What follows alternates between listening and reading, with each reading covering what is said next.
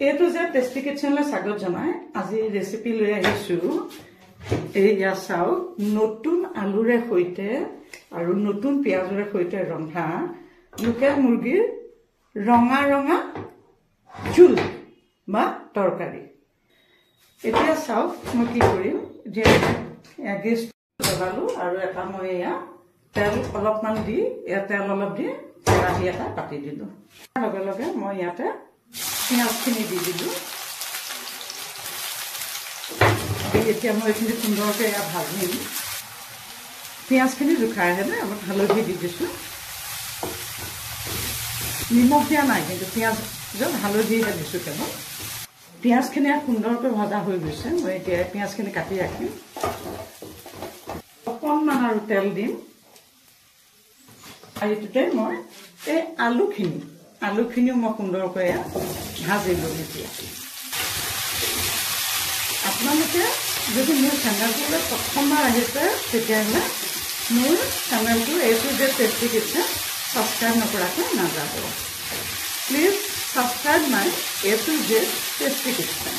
আৰু আপোনালোকে ভিডিঅ'টো পঢ়িলাৰ শেষলৈকে চাব দেই কাৰণ ষ্টেপ বাই ষ্টেপ দিয়া যায় যে তেতিয়াহে ধৰিব পাৰিব এতিয়া আলুখিনি ভজা হৈ গৈছে মই এইটো লাহেকৈ কাটি ৰাখিম এতিয়া কি কৰিম মই এই কেৰাহীটোতে অলপমান তেল দিম আৰু দেখিছেনে অলপ তেল দিম আৰু তেলটো গৰম হোৱাৰ লগে লগে মই ইয়াতে ধনিয়া গুটি কেইটামান পেলাই দিলোঁ আৰু তাতে এয়া মাংসখিনি চাওঁ মাংসখিনি তাতে মই লাহেকৈ ঢালি দিলোঁ এতিয়া এইখিনি মই সুন্দৰকৈ ভাজি লওঁ ইয়াত মই বৰ্তমান হালধি নিদিওঁ অলপমান নিমখ দিম হালধিটো মই এতিয়াই নিদিওঁ গেছটো হাই ফ্লেমৰে দিছোঁ বৰ্তমান ইয়াতে মই মাংসখিনি গুচাই অলপমান নিমখ দি দিছোঁ সুন্দৰকৈ ৰং চোৱাকৈ ভাজি নহয় মাংসৰ পৰা ইয়াত তেল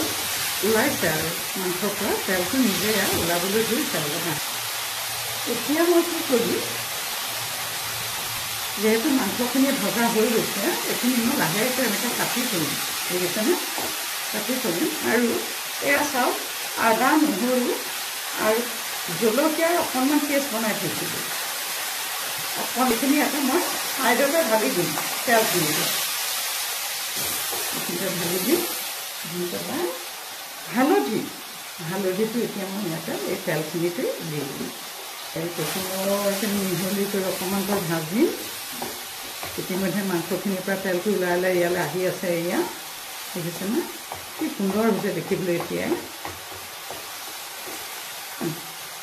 ইতিমধ্যে এইখিনি ভজা হৈছে ইয়াতে মাংসখিনি মিহলাই দিম যিহেতু হালধি দিছোঁ এতিয়া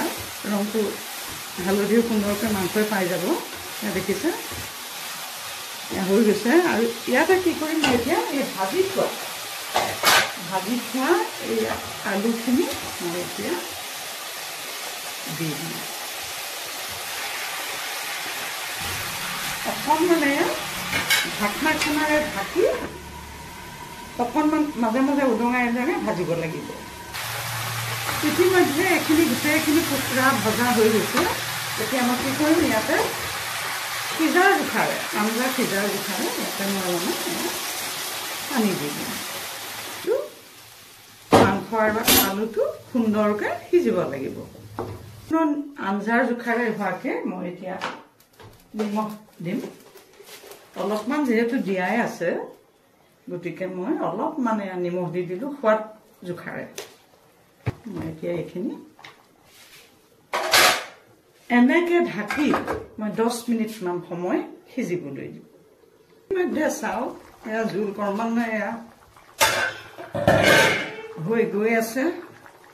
ইয়াতে মই কি কৰিম এতিয়া এই অকণমান এয়া চিকেন মছলা দিলোঁ অকণমান এয়া গৰম মছলা দি দিলোঁ আৰু অকণমান এয়া গুড়া কৰি থোৱা জলকীয়াৰ গুড়ি এয়া দি দিলোঁ এয়া চাওক সুন্দৰকৈ এয়া কালাৰটো কিমান ধুনীয়া হৈছে দেখিছেনে মই আকৌ এয়া ঢাকি পেলাই আকৌ উতলিবলৈ দিম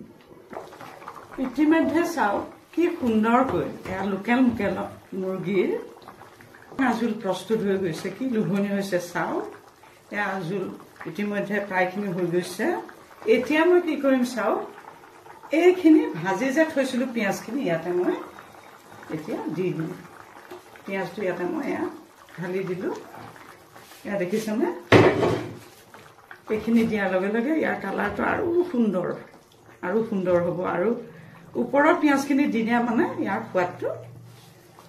অধিক সুন্দৰ হ'ব। এই সুন্দৰ ৰেচিপিটো আপোনালোকে সুন্দৰকৈ বনাই খাব। আৰু এটি নতুন ৰেচিপি লৈ আপোনালোকে আগলৈ অহাৰ প্ৰতিশ্ৰুতিৰে আজিলৈ মই ইমানতে সামৰিছোঁ। ধন্যবাদ।